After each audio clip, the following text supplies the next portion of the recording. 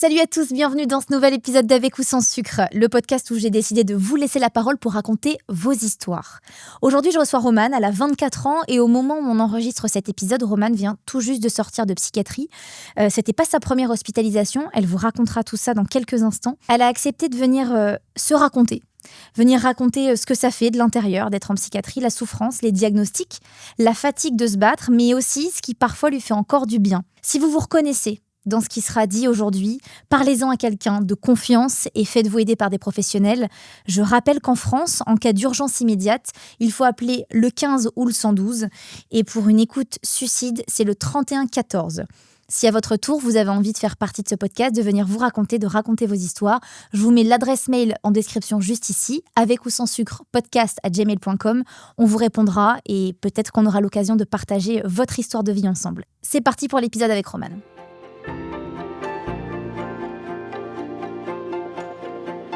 Romane, merci beaucoup d'avoir répondu à notre demande de candidature. Voilà, on a mis sur mes réseaux sociaux une petite vidéo, un petit questionnaire de si vous avez envie de vous raconter, de raconter votre histoire, de vous faire du bien, d'exprimer ce que vous ressentez, vous êtes les bienvenus.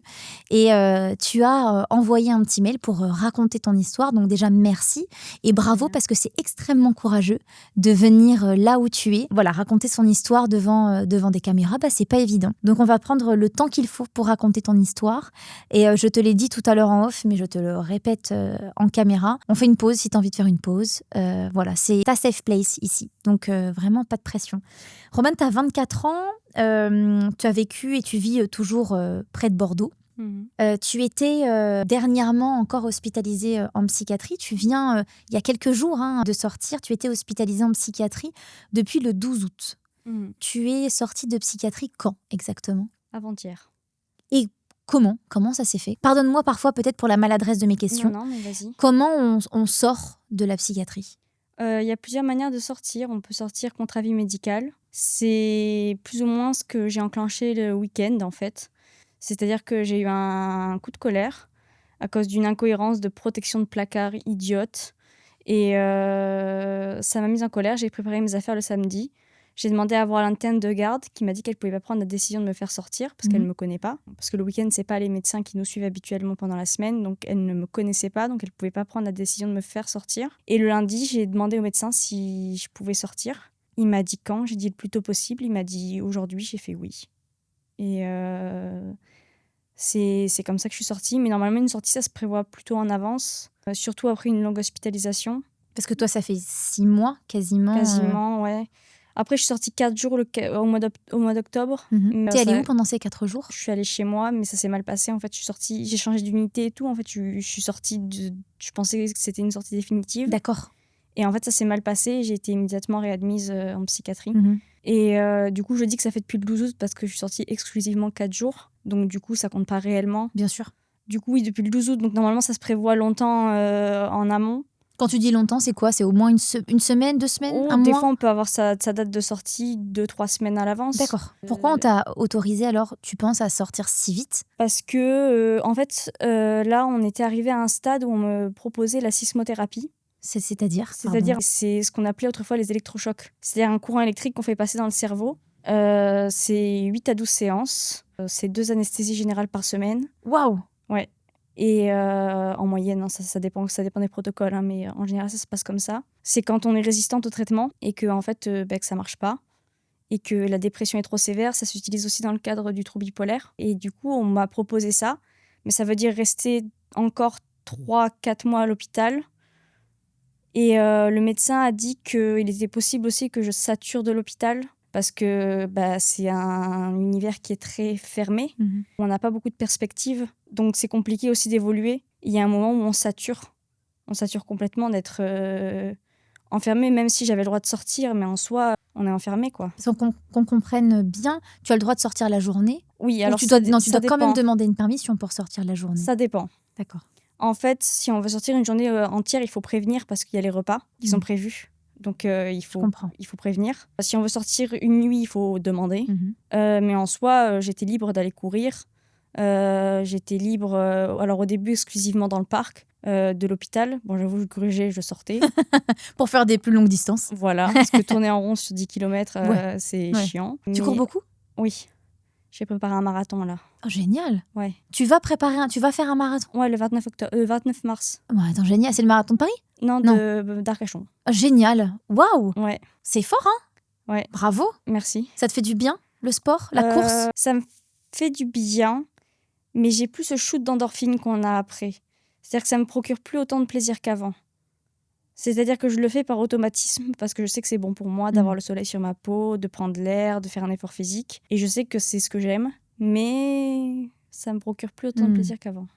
Mais donc, t'as quand même grugé. Pardon, je t'ai coupé. Mais Oui. tu disais, t'as grugé et t'es allé sortir. Du coup, je comprends un petit peu plus loin dans le parc, mais au-delà du parc. Mais sinon, tu dois demander, en fait, finalement, pour une sortie de plus de 2-3 heures, il faut forcément que tu demandes une permission, c'est ça? Oui. Si on loupe un repas, il faut qu'on demande une permission. Lorsqu'on a préparé cette interview, tu as dit quelque chose de très fort. Mhm. Tu as dit que tu avais du mal à te présenter autrement que par tes diagnostics, par ton histoire, comme si un peu ton identité, en fait, elle avait été avalée par la maladie. Si je te demande, et elle est dure cette question dans tous les cas, si je te demande qui es-tu maintenant, là, tout de suite, sans parler de diagnostic, qu'est-ce que tu arriverais à me dire? C'est très compliqué. C'est vraiment très compliqué. Je pense que je ne saurais pas répondre à cette question. Je pense que je ne pourrais pas y répondre. Tu as déjà demandé à des amis de répondre à cette question à ta place? Pour savoir ce que eux pourraient dire de toi? Oui, on m'a dit que j'avais de l'énergie, que j'étais drôle quand je m'y mettais. Ça, c'est drôle. Que j'avais un sale caractère. Que en général, je savais ce que je voulais. Voilà, globalement, C'est pas mal, déjà, ça permet de... Oui. Et t'es d'accord avec ça? Avec de ce qu'on dit de toi? Oui. Mais par contre, toi, t'arrives pas à poser ces mots-là, en tout cas. Non. C'est pas la première chose à laquelle tu penses quand tu penses à toi. Non, c'est ça. Qu'est-ce qui te ressemble aujourd'hui? Du coup, cette question, elle n'est pas non plus évidente, si t'as du mal à te définir autrement que par ta maladie, mais qu'est-ce qui te ressemble aujourd'hui? Je dirais que ce qui me ressemble et ce qui occupe mes journées, c'est mes recherches sur des sujets ultra spécifiques. Comme quoi? Là, en ce moment, je suis sur la sexualité sur les dictatures européennes du XXe siècle. Waouh. Donc, ultra spécifique. J'ai écrit une 60aine de pages sur la Roumanie de Ceausescu. J'ai fait des recherches sur le rapport entre l'anorexie et les milieux oppressifs. D'accord. Et en fait, tout est parti d'une psychologue qui m'a demandé qu'est-ce que ça faisait de devenir une femme adulte. Et du coup, j'ai fait des recherches sur ce qu'était déjà la définition du mot adulte, qu'est-ce qu'était la maturité, qu'est-ce que ça représentait, qu'est-ce que c'est que d'être adulte. Et en fait, je me suis rendu compte que j'aimais faire des recherches. Et du coup, je me suis dit, je vais commencer à faire des recherches sur l'anorexie. Et après, c'est parti de, j'ai lu un livre sur la Roumanie, ça m'a intéressé. Les dictatures communistes, ça m'intéresse. Je vais faire tout un truc sur la dictature de Ceausescu, où j'ai emprunté tous les livres sur Ceausescu à la bibliothèque de Bordeaux, à l'une des bibliothèques de Bordeaux, où on m'a regardé très bizarrement, on m'a demandé, mais c'est pour vos études? J'étais là, non. C'est pour ma connaissance personnelle, je trouve ça beau. C'est ça, j'aime bien faire des recherches sur des sujets... T'as toujours été comme ça? Petite aussi, t'avais ce genre de caractère? Oui. T'étais une petite fille comment? Alors, plutôt précoce. J'ai su lire et écrire à l'âge de 3 ans. Wow. Très têtue, très curieuse, assez extravertie mais renfermée sur les sujets principaux. On va dire que je parlais beaucoup, trop. J'avoue, je faisais un peu exprès de me faire punir en classe pour avoir la paix, en fait. J'aimais bien aller au coin, c'était le lieu où j'étais contente. Pourquoi? Parce que t'étais toute seule et t'avais plus à rendre de compte à personne à ce moment-là? Ouais, parce que mettre des ronds dans des ronds, des carrés dans des carrés, ça me faisait un peu chier. Désolée, je suis un peu vulgaire des fois. Pas du tout, non, alors, vraiment, vas-y. Ça me faisait un peu chier. Quand j'étais au coin, au moins, je pouvais réfléchir et je pouvais être tranquille, quoi. C'était trop facile pour toi à l'école? Oui. On a demandé à ce que je saute des classes. Ma mère a jamais accepté. Mais par exemple, en CP, j'avais le manuel scolaire des CE2, me semble-t-il. Parce que j'étais trop en avance, en fait. Tu t'es toujours sentie un peu décalée dans ton temps? Oui. J'étais amie avec En CE1, CE2, j'étais amie avec les CM2, par exemple. Parce que, après, avec des enfants de mon âge aussi, mais j'ai été amie avec des CM2 pendant longtemps, pour avoir une protection aussi, déjà. Et puis parce que les enfants de mon âge ne m'intéressaient pas, quoi. Alors justement, à cette époque-là, à peu près, à l'époque dont tu parles, à 10 ans, tu vas organiser une grève à l'école pour la Ouais. cour de récré. Ouais. C'est quoi cette histoire? En fait, on était dans une école provisoire. C'est-à-dire, pardon, une école provisoire? C'est-à-dire qu'en fait, notre école de base était en reconstruction. D'accord, ok. Donc, on était dans un établissement qui était un ancien commissariat. Oh. Et ouais, sympa, qui est redevenu un commissariat après, qui maintenant n'est plus un commissariat. Waouh! Et donc, on était dans un endroit où la cour de récréation était minuscule. Et moi, à cette époque-là, j'étais en CM2. Et forcément, il y avait une proximité avec les élèves qui étaient beaucoup plus petits. Et nous, les CM2, quand on s'amusait à courir, on bousculait les plus petits, ça leur faisait peur. Donc, on n'avait pas le droit de courir, on n'avait pas le droit de jouer au ballon, on n'avait pas le droit de jouer à l'élastique, on n'avait le droit de jouer à rien. Hyper restreint, quoi. C'est ça. Et en fait, on avait un petit endroit, un petit recoin où on s'amusait. C'était notre lieu à nous. Et on s'amusait à jouer à la bagarre et tout. Enfin, on avait des jeux un peu brutaux. Et en fait, les institutrices de là où elles étaient, elles ne pouvaient pas nous surveiller dans ce recoin. Et au lieu de se diviser en 2 groupes de 2 et de pouvoir nous surveiller tranquillement là où on jouait, elles ont décidé de nous sucrer cet espace-là.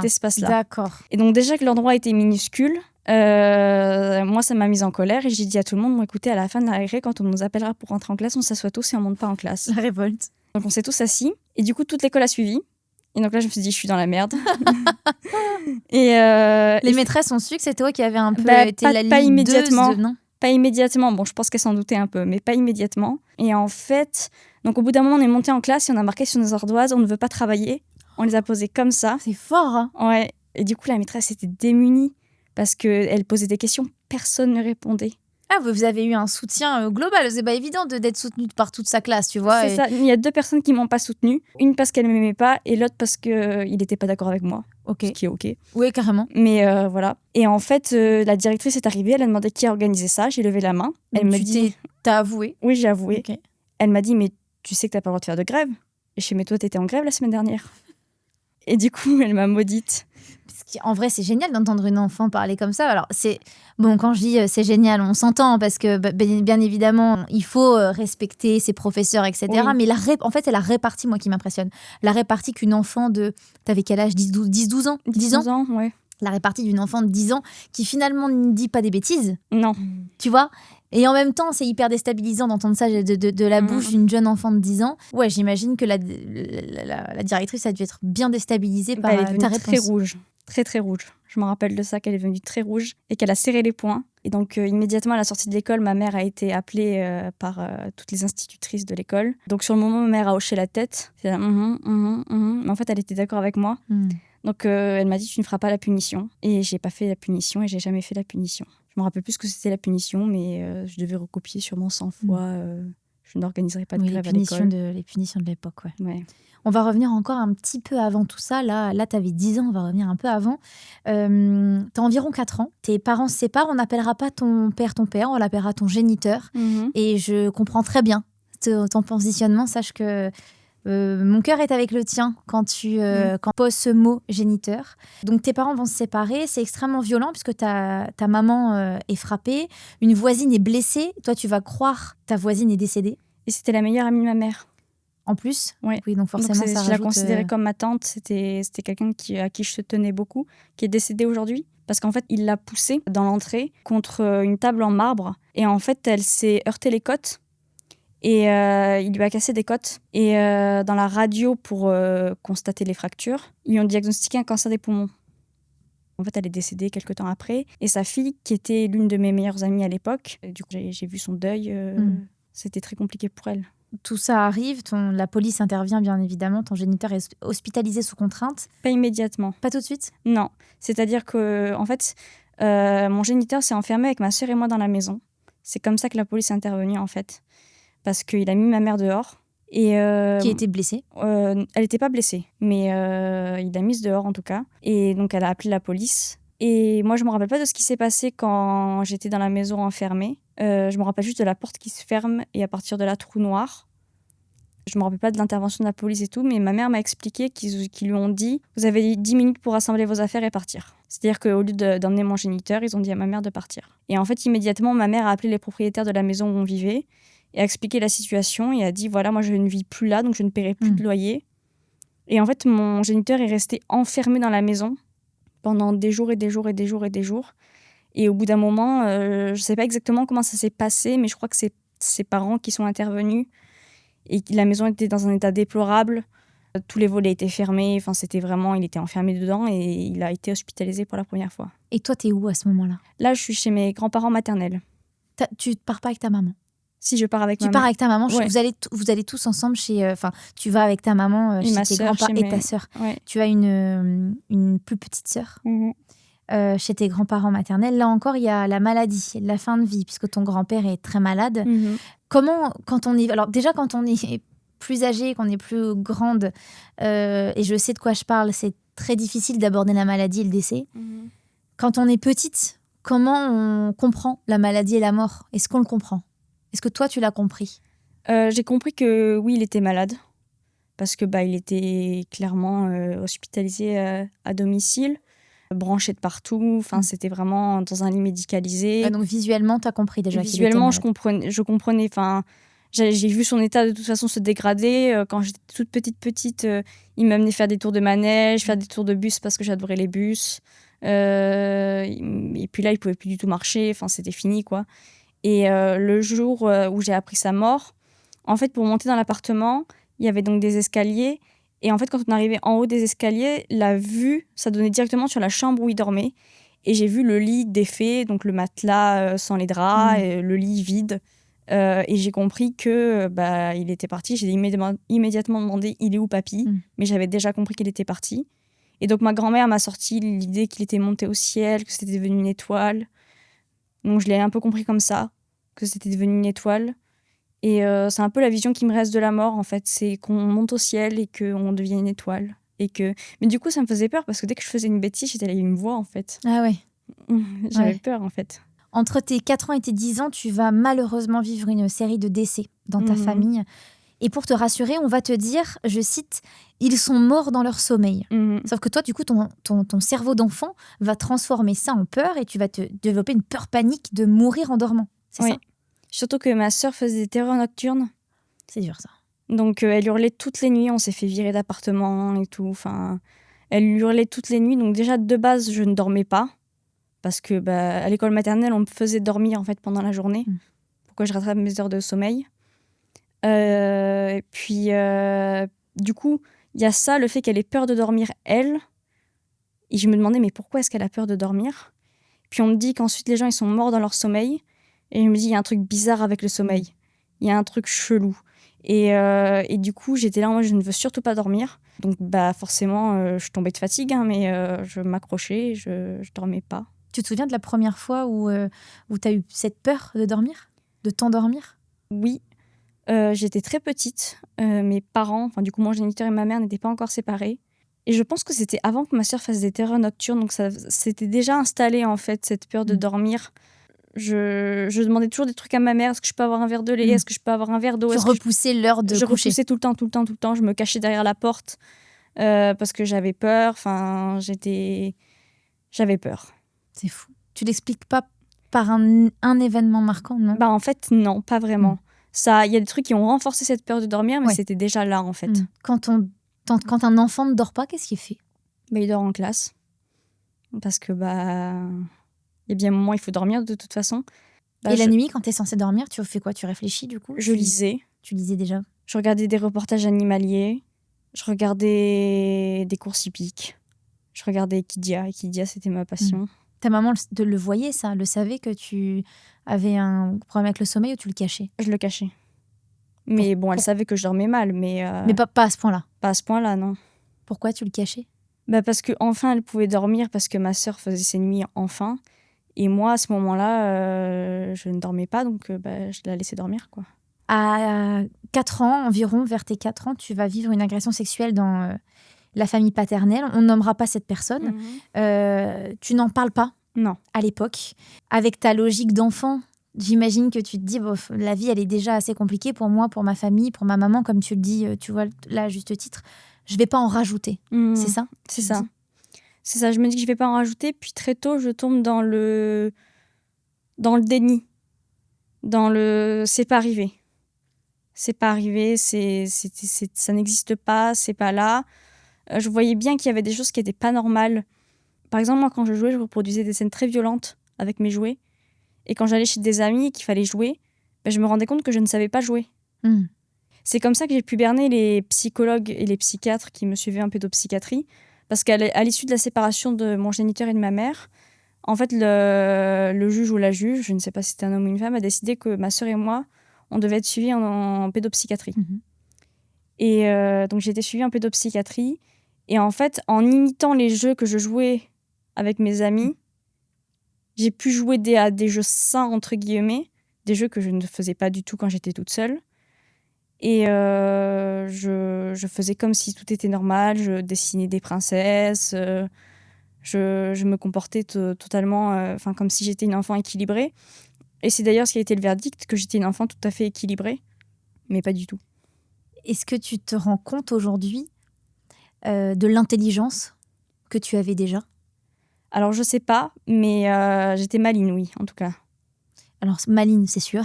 Oui, Mais je pense que les gens très malins, c'est aussi une forme d'intelligence, à Oui. mon sens. Tu vois? Parce que là, pour réussir à ton âge, à l'époque, à réussir à berner en se disant, bon, moi je sais que ce que je fais à la maison, ça m'a pas l'air complètement normal.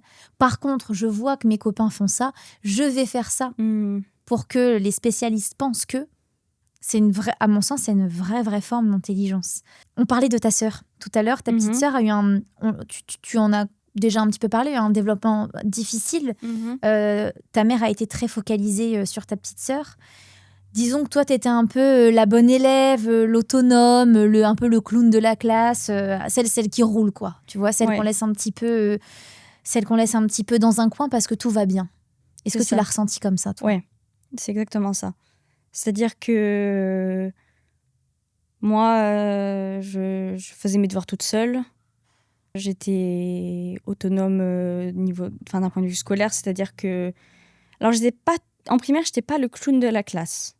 Je n'étais pas encore le clown de la classe. Mais tu étais déjà une bonne élève. Mais j'étais déjà une très, très, très, très bonne élève, très perfectionniste. C'est-à-dire que quand on recevait les manuels scolaires en début d'année, moi, à la Toussaint, j'avais fait tous les exercices de tous les manuels. Oui. C'est-à-dire que tout était fait, tout était fini, tout était réglé. J'avais fini le programme. C'est-à-dire que j'étais vraiment... je me rappelle, en CM2, on avait toute cette course au très bien plus sur les exercices. Et je me rappelle une nuit, j'avais été malade comme un chien. Et le matin, j'étais là, bon, je vais pas aller à l'école et tout. Puis je me suis dit, mais si je vais pas à l'école, si ça se trouve, je vais avoir moins de très bien plus. Et il y a quelqu'un qui va avoir plus de très bien plus que moi dans la classe. Et c'est pas possible, je peux pas vivre avec ça. Et donc, même si j'avais été malade toute la nuit, j'ai été à l'école pour être sûre d'être celle qui a le plus de très bien plus de la classe. Tu sais, ça vient d'où cette exigence? Est-ce que c'est parce que tu avais envie de rendre fière ta maman? D'où ça vient? Ça vient de ça, je pense. J'avais envie d'être celle qui roule, d'être celle qui va bien, d'être celle qui fonctionne, d'être celle qui pose pas de problème. Donc du coup, j'ai toujours été très exigeante envers moi-même, mais du coup envers les autres aussi. Donc ça fait qu'on a eu des rapports compliqués avec ma mère. On a toujours des rapports compliqués parce qu'il y a cette exigence que j'ai envers d'elle. Parce qu'elle n'était pas exigeante envers moi. Hein. Enfin, elle était là, justement, calme-toi, c'est pas grave. C'est pas grave si tu as une mauvaise note, c'est pas grave si tu as un B et pas un A. Oui, il n'y avait pas de pression de la part de ta maman à avoir des notes. Pas du tout. Tu nous dis qu'en primaire, tu n'es pas forcément le clown de la classe. Au lycée, par contre, tu es brillante. Oui. Tu te sens déjà très mal, mais est-ce que tu essayes de combler ce mal-être que tu as en toi par justement ce petit côté un peu clownesque? Alors, pas en seconde, parce qu'en seconde, j'étais tellement mal que j'avais pas la force. C'est-à-dire que j'avais même pas la force d'aller en cours. J'y allais juste pour les contrôles, pour rester première de la classe. Toujours cette idée-là en tête. Alors, je rattrapais les cours avec mes amis qui m'envoyaient en photo les cours. Mais j'allais pas en cours. Je restais soit à l'infirmerie, soit à la vie scolaire, soit dans le bureau de la CPE qui essayait de comprendre ce qui se passait. Mais tu faisais là quand même la démarche d'aller au lycée. Tu ne restais pas chez toi? Non. Alors, des fois, je séchais, mais c'était rare. D'accord. Je cite, très tôt, tu t'es trouvée trop grosse. Tu vas commencer à courir, on en parlait tout à l'heure, notamment de la course, à courir, à contrôler, à rationaliser. Puis ensuite viennent évidemment les études, le stress, ça va souvent avec malheureusement, la privation. Et ensuite, c'est l'effet complètement inverse, c'est la compulsion. T'expliques quelque chose qui est très important quand on a préparé cette interview. Pour toi, l'anorexie, c'est pas une histoire de poids, mais c'est un outil de contrôle. Ouais. Je trouve ça très intéressant. Est-ce que tu peux approfondir un peu le sujet? Parce que j'ai aucun doute qu'il y a des gens qui nous écoutent ou qui nous regardent et qui ont ce même problème avec l'alimentation. Et peut-être que tu peux partager, en tout cas, ce que toi, t'as ressenti. Et je pense que ta voix peut aider. Bah déjà, on peut être en surpoids et souffrir d'anorexie. Parce que par exemple, imaginons, moi je suis 1m58, je pèse 150 kilos. Imaginons, je perds 50 kilos en un mois. Bon, c'est totalement impossible, Oui, mais bien sûr. imaginons, je perds 50 kilos en un mois. Je vais être très fatiguée, très dénutrie, dans un état de dénutrition, mais je vais rester en surpoids. Et tout le monde va me féliciter pour ma perte de poids, tout le monde va être là, bravo, félicitations, comment t'as fait et tout, c'est admirable. Mais en fait, je vais pas être bien dans ma tête. Donc déjà, il y a cet aspect-là. On peut être en surpoids et souffrir d'anorexie. Et ensuite, le corps se remet plus vite que le cerveau. C'est-à-dire que c'est pas parce qu'on a repris tout son poids qu'on est guéri. C'est-à-dire que souvent, les gens s'inquiètent dans les cas d'anorexie quand on est en sous-poids. Et une fois qu'on a repris du poids, on arrête de s'inquiéter. Parce qu'on pense que ça y est, c'est Ça bon, va mieux. elle remange, c'est fini.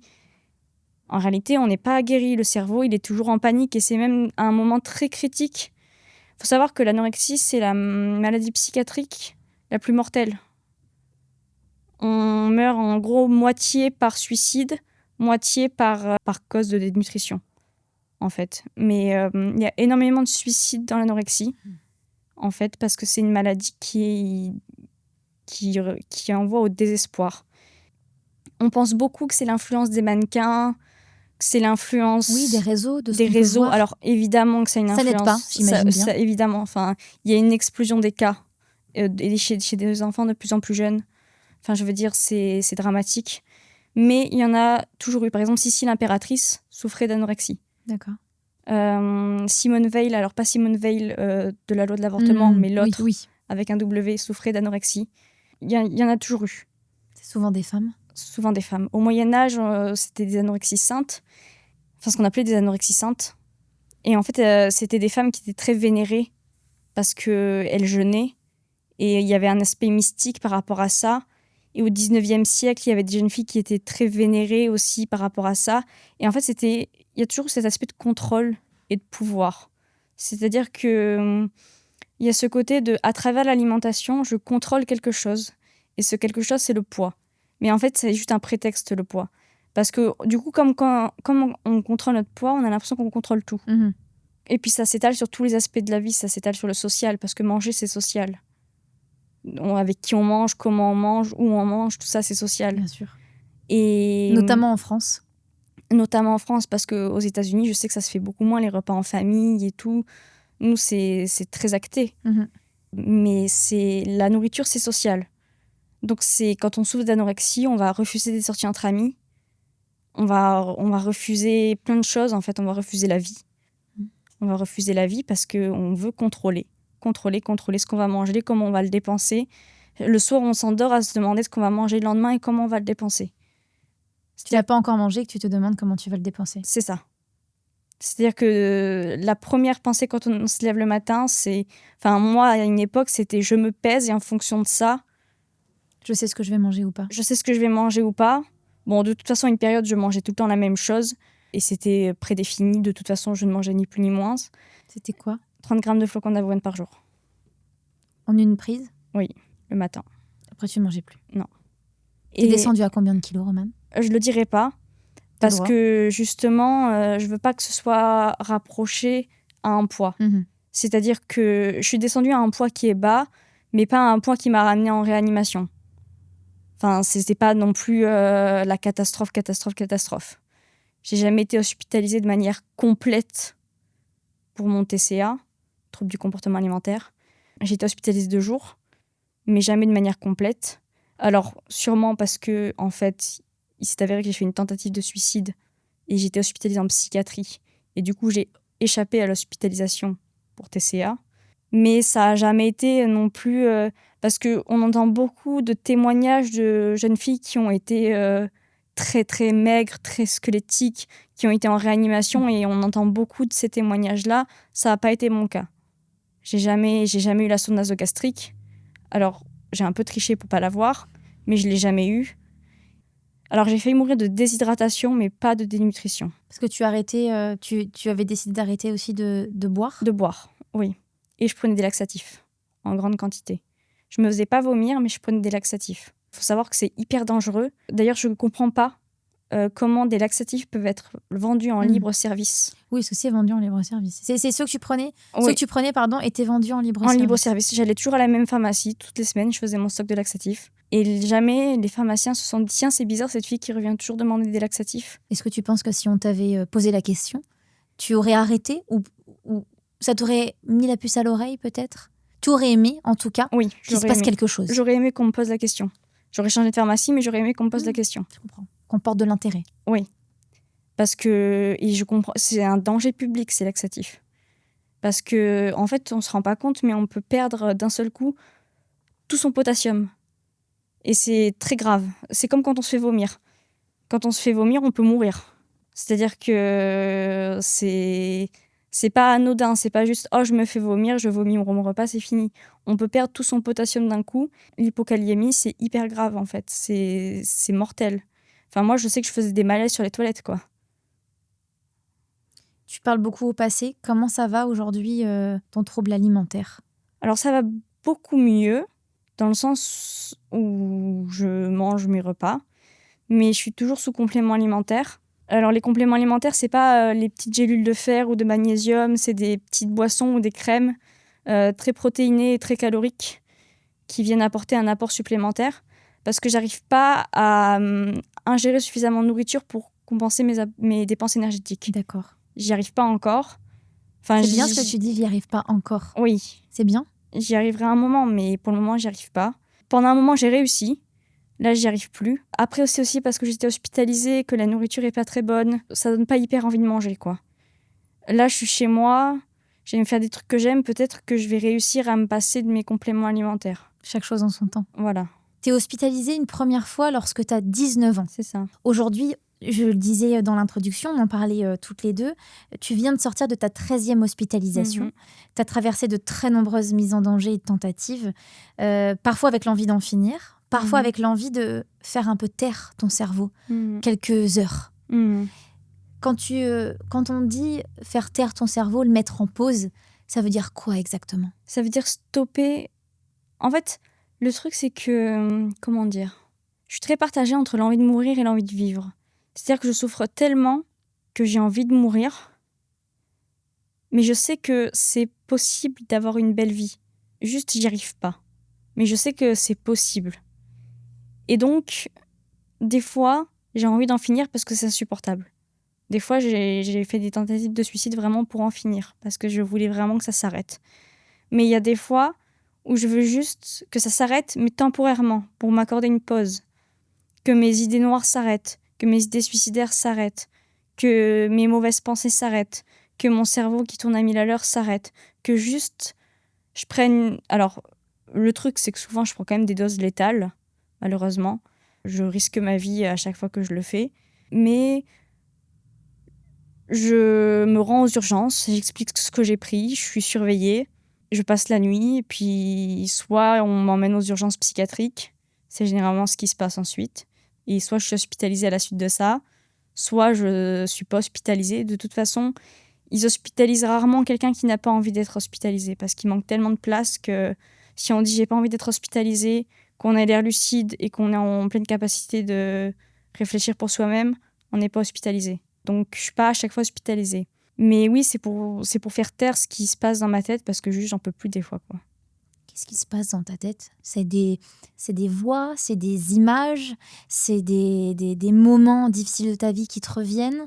Tu saurais dire exactement? J'imagine que c'est compliqué, mais... C'est plus des pulsions. D'accord. C'est des pulsions de mort, en fait. C'est, par exemple... tout à l'heure, j'attendais le métro. Je l'ai vu arriver, je fais à tout moment, je peux sauter, là. À tout moment, je peux sauter sous le métro. Et en fait, c'est en permanence ça. Dès que j'ai ce truc de je traverse sans regarder. C'est le danger. Ouais. Et c'est en permanence cette quête de potentiellement peut-être mourir. Et c'est fatigant de vivre avec des pulsions de mort, parce que surtout quand on a un peu envie de vivre, Et quand on est partagé... En fait, les pulsions de mort, elles font souffrir quand on a envie de vivre. Si on n'a pas envie de vivre, quand on a des pulsions de mort, ses pulsions, on assouvit ses bien sûr. pulsions. Si j'avais réellement envie de mourir, il y a eu un moment où j'ai eu réellement envie de mourir, il n'y a pas si longtemps que ça. J'ai fait des démarches pour le suicide assisté en Belgique et en Suisse. Puisque c'est autorisé dans ces pays frontaliers. Ouais. Voilà, pour les maladies psychiatriques. Alors, il faut savoir qu'en Belgique, pour les non-résidents, pour les maladies psychiatriques, c'est pas autorisé par l'ordre des médecins. D'accord. Et en Suisse, il y a des associations qui sont payantes. Et en fait, il faut payer pour bénéficier du suicide assisté. Et toi, tu étais prête à ça? J'ai adhéré à une association, j'ai dépensé 300 francs suisses, ce qui fait à peu près 330 €. Donc, à mon niveau, c'est énorme. Et j'ai adhéré à cette association. Et il n'y a pas si longtemps que ça. Il y a peut-être un mois. Et en fait, il faut savoir que quand on a des revenus modestes, on peut bénéficier d'une réduction de prix, voire de la gratuité pour le suicide assisté en Suisse. Et étrangement, je ne me suis jamais résignée à les appeler pour leur demander quels documents il fallait que je leur envoie pour bénéficier de cette réduction de prix ou cette gratuité. Alors que tu étais prête à mettre de l'argent. Ouais. Et je les ai jamais appelés et j'arrive pas à les appeler. Et je pense que j'arrive pas à les appeler parce qu'il y a une partie de moi qui veut vivre. Bien sûr. Et j'arrive pas. Et je pense que c'est parce qu'il faut que je vive, en fait. T'es tout le temps tiraillée. Tout le temps. T'es tout le temps tiraillée entre cette envie... cette envie parfois d'assouvir, effectivement, comme tu le disais, par exemple tout à l'heure, tu vois, pour moi, c'est hyper émouvant de me dire, en venant ici, en venant témoigner, en prenant son courage à deux mains et en s'asseyant dans ce fauteuil et en racontant son histoire, eh ben, elle a eu cette idée qui lui a traversé l'esprit de se dire, bon, ben, je vais me jeter sous le métro. Mm. Mon Dieu, heureusement que tu ne l'as pas fait. Mais je te parle pas pour le podcast, je parle pour toi. Oui. En lisant ton histoire il y a plus d'1 mois, je pense à toi tous les jours. C'est vrai? Tous les jours, j'ai pensé à toi. Et je vais essayer de... Parce que c'est vrai ce que je dis. Mm. J'ai pensé à toi et quand je lisais ton histoire, je me disais, mais tu peux demander aux gens qui sont là. Hein. Non, mais Il faut absolument qu'on l'invite dans le podcast parce que je veux absolument qu'elle raconte ce qu'elle a à dire. Je sais que ça va être un épisode difficile, mais je veux que Romane puisse exprimer ce qu'elle a exprimé, qu'elle puisse utiliser, j'ai envie de dire, ce terrain comme son propre terrain. Et peut-être, je l'espère à ma mesure, comme une petite thérapie aussi pour toi. Et je pense aussi pour beaucoup de gens qui vont nous écouter. Alors, tu as reçu plusieurs diagnostics. Anorexie mentale, personnalité borderline, TDAH et peut-être aussi d'autres hypothèses. Est-ce que le fait de mettre des étiquettes sur des troubles que tu pouvais avoir sans vraiment les nommer auparavant, est-ce que ça t'a aidé? Alors, il faut savoir que l'anorexie et le trouble borderline, je m'étais autodiagnostiquée. Alors, l'autodiagnostic, il y en a beaucoup de médecins qui sont contre, beaucoup de médecins qui sont pour. Il faut toujours en discuter avec un médecin, de toute façon, quoi qu'il arrive.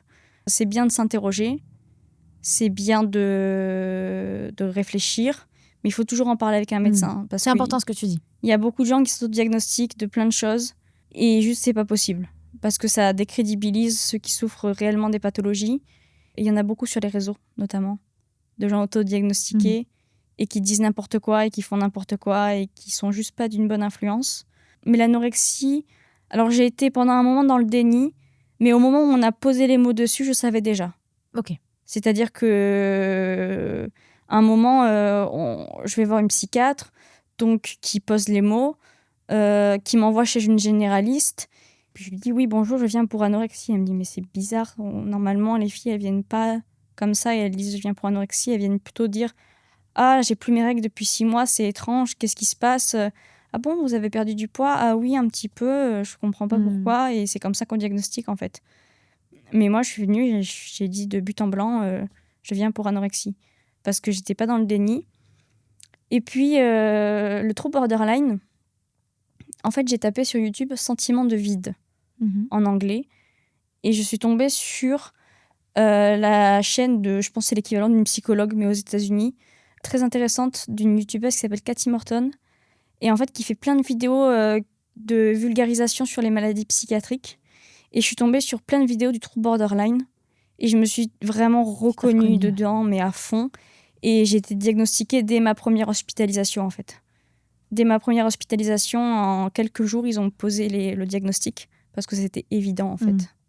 Ça t'a fait du bien d'avoir ces mots posés? L'anorexie, pas vraiment, parce que je voulais le garder pour moi.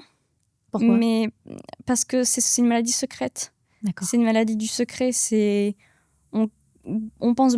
Alors, il y a beaucoup de personnes qui exhibent leur maigreur, mais très souvent, dans l'anorexie, on porte des vêtements très amples pour cacher le fait qu'on a perdu du poids. On cache beaucoup, on ment beaucoup. On emploie plein de stratégies pour masquer le fait qu'on mange pas. On le dit pas. C'est quelque chose de très secret. Et quand le diagnostic a été posé, ça a rendu la chose très réelle. Et j'étais là, mince, il va falloir que je le dise à des gens. Il va falloir que je le dise à ma mère. Il va falloir que je trouve un moyen de lui dire. Comment tu lui as dit? C'était Noël 2020. On a eu une discussion très longue jusqu'à 5h du matin, en fait.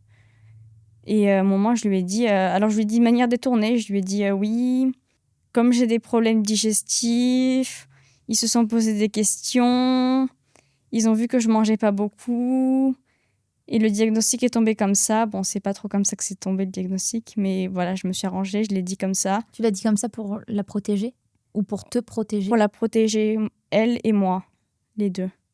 Qu'est-ce qu'elle a répondu, ta maman? Elle a dit, ah oui, c'est vrai que t'as l'air d'avoir perdu un peu de poids, puis on est parti sur autre chose. Ok. Elle s'est pas spécialement... je pense qu'elle s'est inquiétée, mais en tout cas, elle l'a pas montré de manière très exubérante, on va dire. Romane, tu prends des traitements plusieurs fois par jour et tu as envie, et je l'entends, de déstigmatiser ça parce que tu disais dans l'interview qu'on a eue précédemment pour préparer cette rencontre aujourd'hui que personne ne juge un diabétique qui prend de l'insuline, alors pourquoi on devrait juger quelqu'un qui prend des antidépresseurs? C'est ça.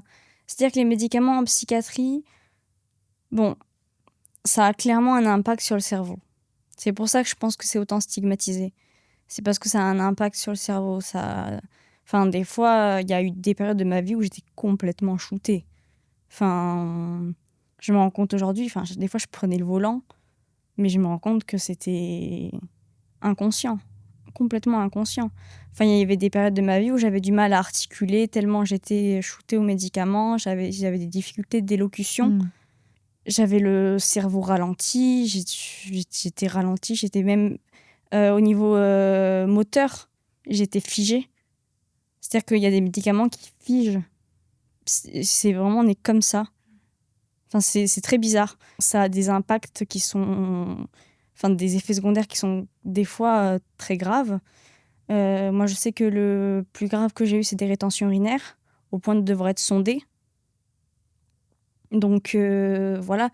Après, c'est des médicaments, c'est une béquille. Ça va pas tout résoudre. Faut faire un travail sur soi. Il faut travailler avec des psychiatres, des psychologues et d'autres corps de métier. Mais ça, c'est les principaux, on va dire. Mais c'est clairement une béquille et des fois, c'est indispensable. On peut pas s'en passer. Parce que les troubles psychiatriques, des fois, ça se voit à l'imagerie médicale. C'est-à-dire qu'il y a vraiment des problèmes de déséquilibre dans le cerveau. Et c'est comme quand on a une maladie et qu'on a un problème au niveau, par exemple, des enzymes ou je sais pas. Il faut quelque chose pour corriger ça. Et par exemple, quand on a des dépressions, on a des problèmes avec la sérotonine, et ben des fois, il faut un boost pour qu'on ait plus de sérotonine dans le cerveau, tout simplement. Et des fois, ça suffit avec une psychothérapie à résoudre le problème, en fait. Et je trouve ça dommage que des personnes se privent de prendre des médicaments en psychiatrie par honte, alors qu'en fait, ça pourrait les aider vraiment pour de vrai.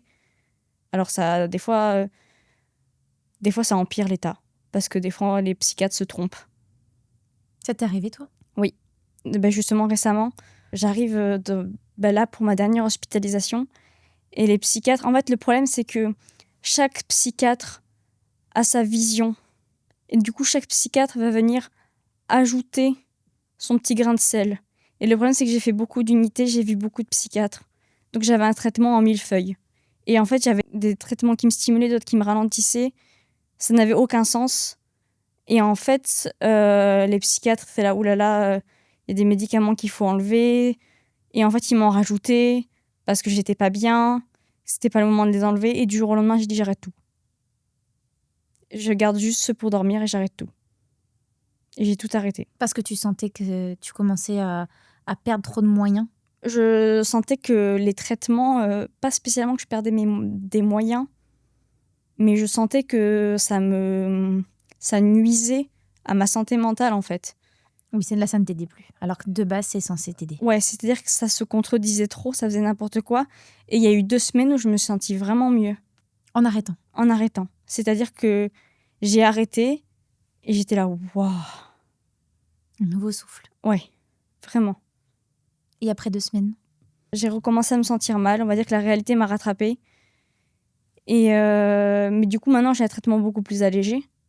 Je prends beaucoup moins de molécules, je suis montée jusqu'à 11 molécules par jour.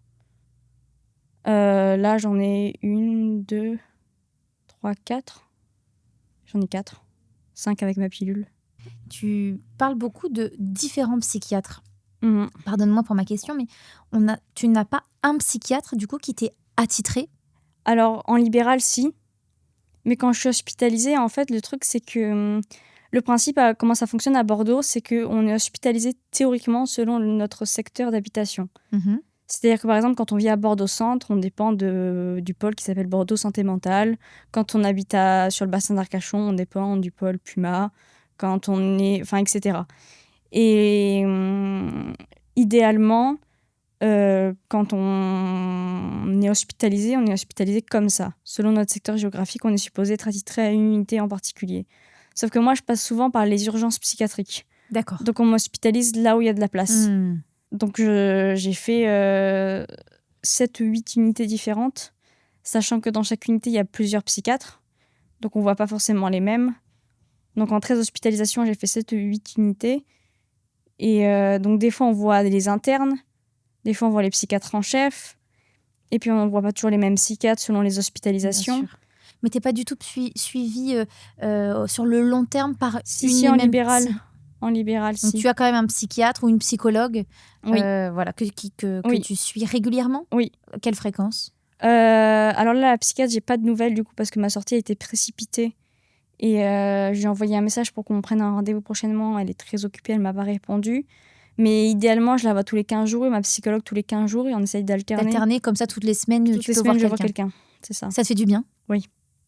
Oui, oui. C'est un rendez-vous qui est important pour Oui. toi pour parler de tout aussi peut-être? Pas Mhm. forcément que de Oui. la maladie, mais De tout. de tes projets, de ce Oui. que tu as envie de faire. Mhm.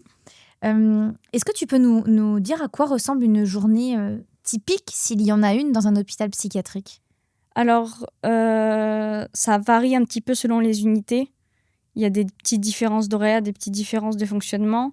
Mais par exemple, pour ma dernière hospitalisation, on vient nous réveiller entre 7h30 et 8h. Donc généralement, on vient nous réveiller. On ne nous impose pas de nous mettre un réveil pour nous réveiller nous-mêmes tout simplement parce que des fois, on n'a pas accès à son chargeur. Donc la nuit, on fait ça, charger son téléphone dans le bureau des soignants. Donc on ne peut pas forcément se mettre un réveil. Parce qu'on ne vous laisse pas forcément vos téléphones pour que vous ayez Pas pas forcément trop de nos contact. chargeurs. De chargeurs, ok. Et pourquoi pas les Par chargeurs? danger de strangulation. D'accord.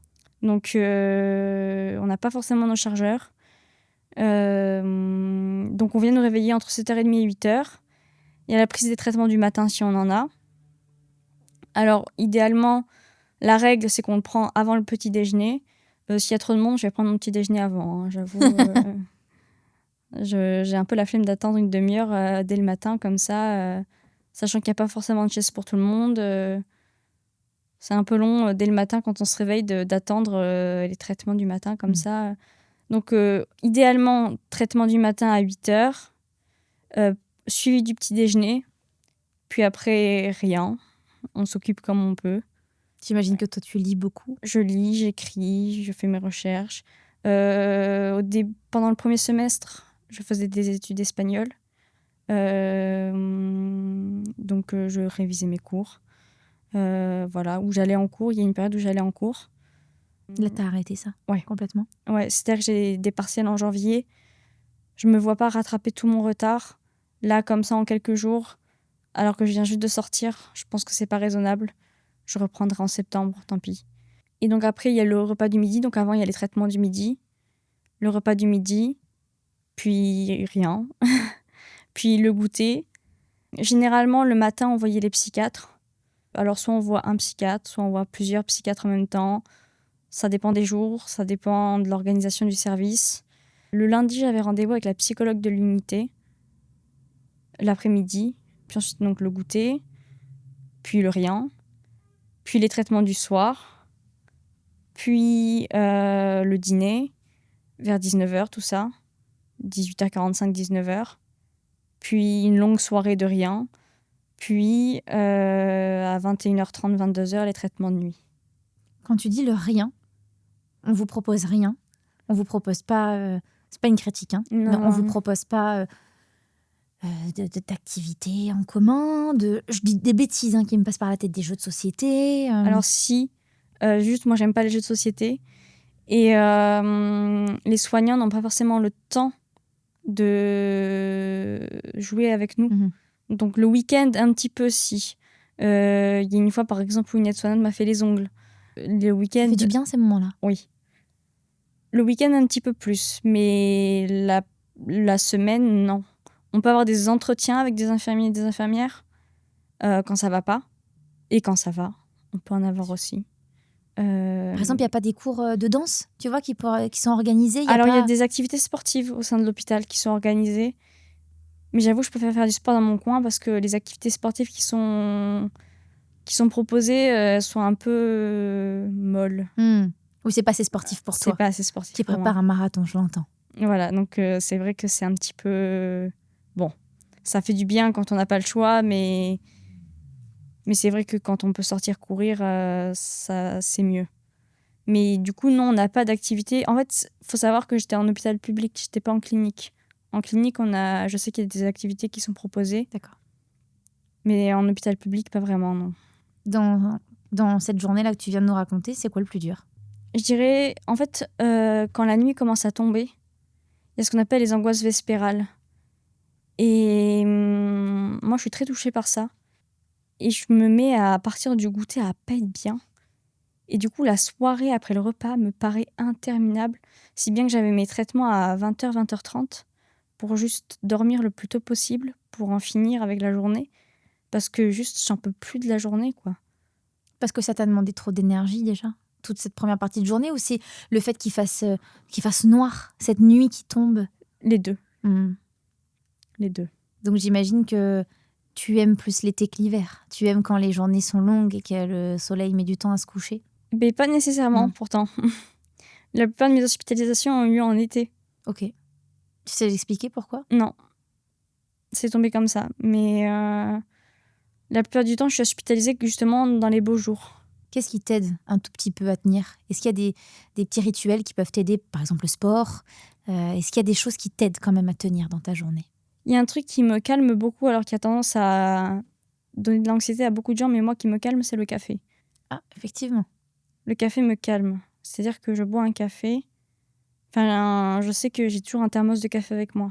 Est-ce que c'est l'odeur qui fait que ça peut te calmer aussi ? Moi, je trouve que l'odeur est réconfortante, oui, l'odeur d'un café. C'est vrai. Mais il est possible que ce soit mon cerveau TDAH. Parce que, en fait, chez les TDAH, tout ce qui est stimulant, ça calme. Il faut savoir que les traitements qu'on donne principalement au TDAH, alors ça dépend du type de TDAH, mais on va dire de manière générale, c'est un dérivé des amphétamines. Oh ouais, ok. C'est des ordonnances sécurisées. C'est des stupéfiants, littéralement. Il y a marqué stupéfiant sur le flacon. C'est des stupéfiants. C'est un dérivé des amphétamines. Il y en a sur le marché noir sur Internet. Il y a du trafic parce que ça favorise la concentration. Donc, il y a des étudiants qui en prennent pour favoriser leur concentration. Mais en fait, chez les TDAH, ça les calme. Et un jour, j'ai vu un extrait de sketch d'une personne qui a le TDAH et qui dit qu'un jour, elle a pris de la cocaïne et qu'elle a dit « Oh mon Dieu, je peux me concentrer !»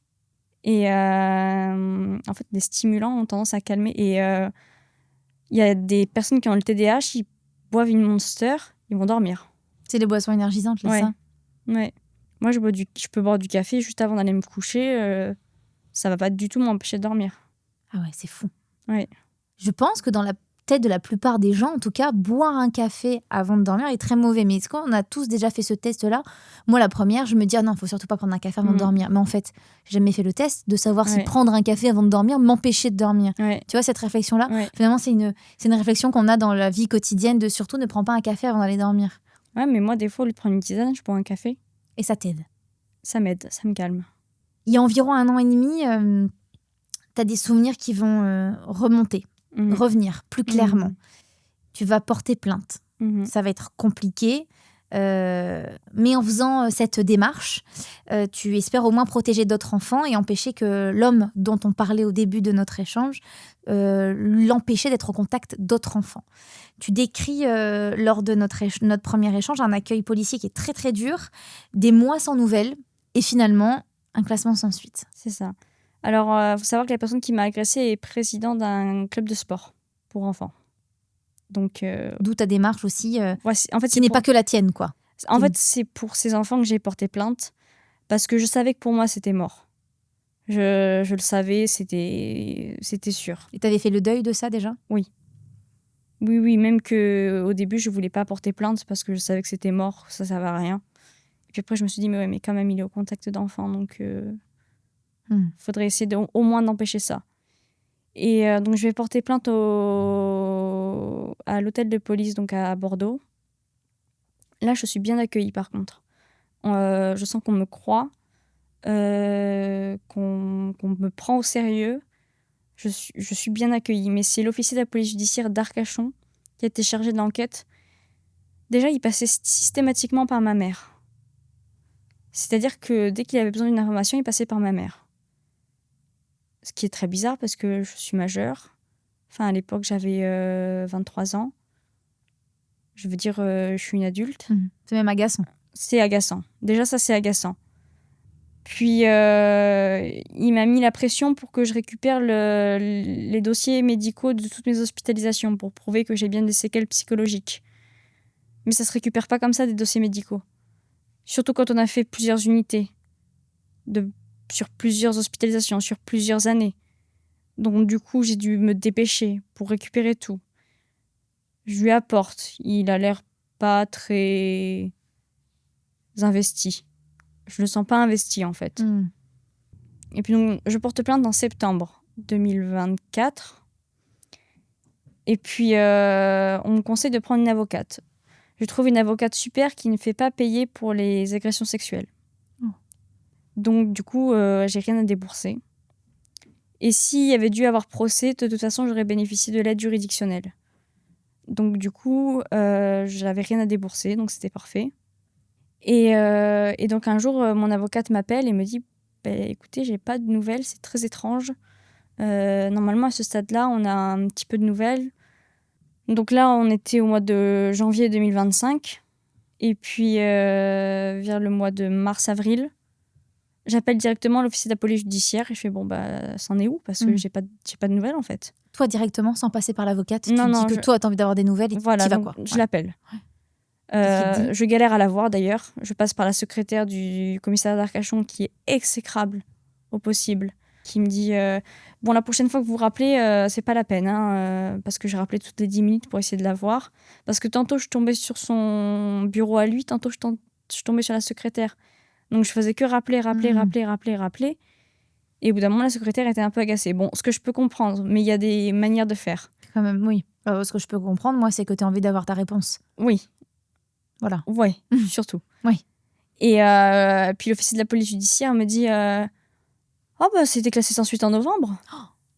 Donc, ça fait déjà presque 6 mois. Ouais.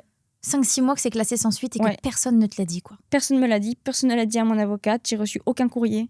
Rien. Qu'est-ce que tu ressens à ce moment-là ? De la colère. Je lui dis, mais comment ça se fait que j'ai rien reçu ? Et il me dit, mais vous n'avez pas reçu de courrier ? Je fais, non, j'ai rien reçu, en fait. Enfin, mon avocate n'est pas au courant, je suis pas au courant, personne n'est au courant.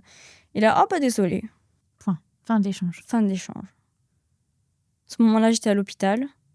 Donc, je vais voir une soignante, je lui explique la situation. Donc, on fait un entretien. Bon, de toute façon, je m'y attendais. Mais il est toujours président de ce club de sport, quoi. Aujourd'hui, il l'est toujours. Il est toujours. S'il existait une baguette magique pour aller mieux, tu la prends ou tu la prends pas ? Alors, je souris parce que les psychiatres m'ont posé exactement la même question. En fait, ils m'ont posé la question suivante. Si vous aviez une baguette magique pour mourir, est-ce que vous la prendriez ? J'étais là, oui.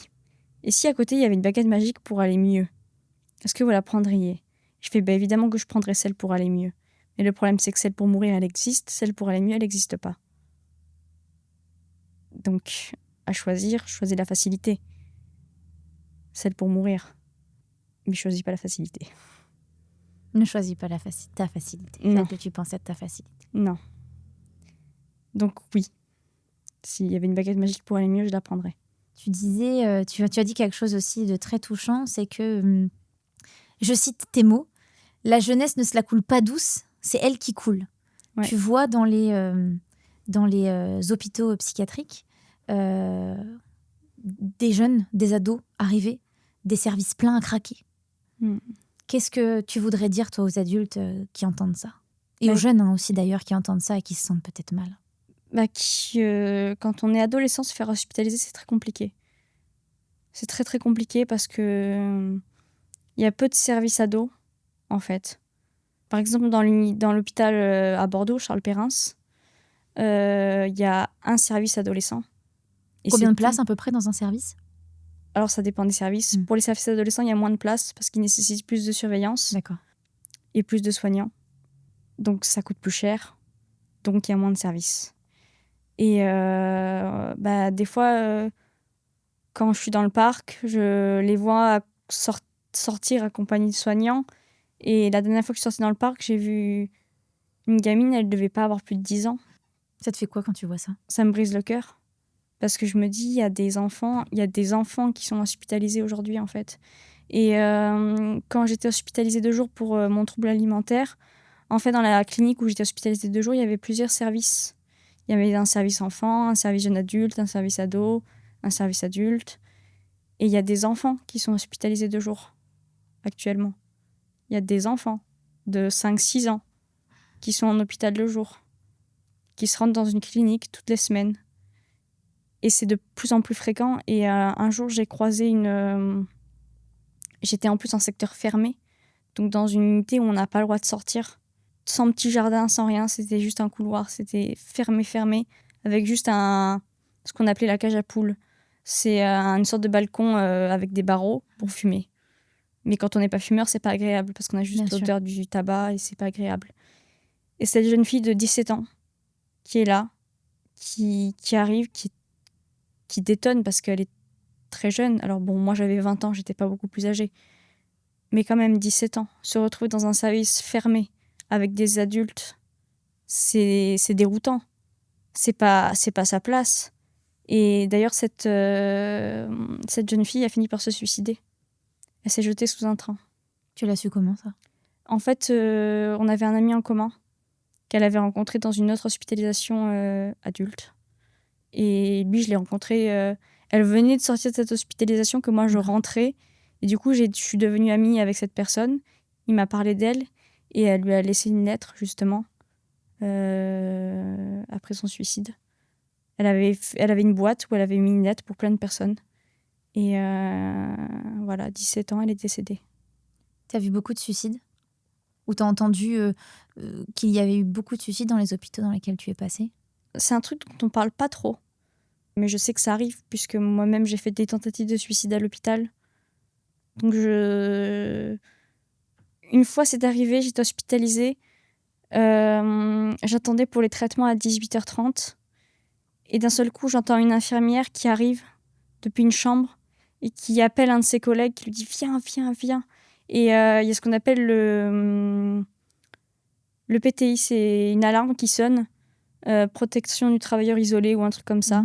C'est une alarme qui sonne, qui résonne dans toutes les unités aux alentours. Et en fait, il y a plein de soignants des autres unités qui déboulent quand il y a une urgence.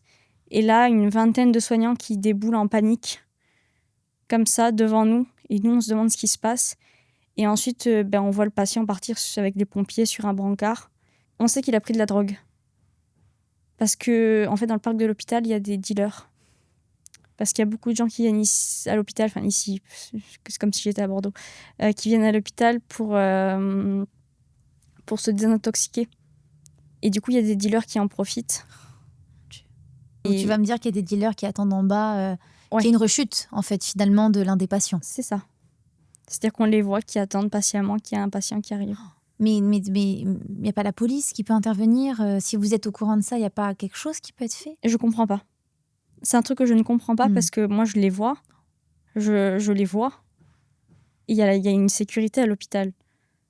C'est-à-dire que la sécurité peut venir me faire chier parce que je me suis garée dans l'hôpital et que les patients n'ont pas le droit de venir se garer. Mais par contre, pour ça... Pour les dealers, ça, non. Ils vont pas se casser la tête à chasser les dealers de l'hôpital.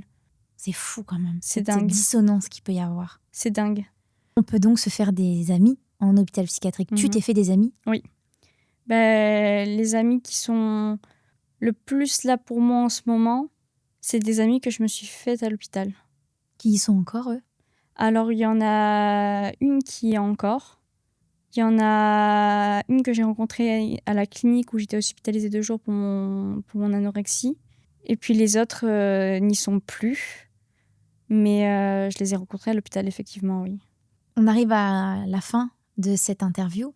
Si on devait retenir une seule chose de toi après cet épisode, toi, t'aimerais que ça soit quoi? Que j'ai envie de me battre quand même. Ça se voit. Merci. Ça se voit. J'aimerais avoir moi ma baguette magique pour te faire tac sur la tête et que tu vois une vision de toi dans quelques jours, mois, semaines qui a réussi. J'aimerais bien que tu l'aies aussi. T'en es capable. Tu sais, moi, mon grand-père m'a toujours dit paix à son âme. Alors, on va prendre des pincettes dans ce que je vais dire, mais quand on veut, on peut. Alors, avec mon Dieu, avec beaucoup de pincettes, hein.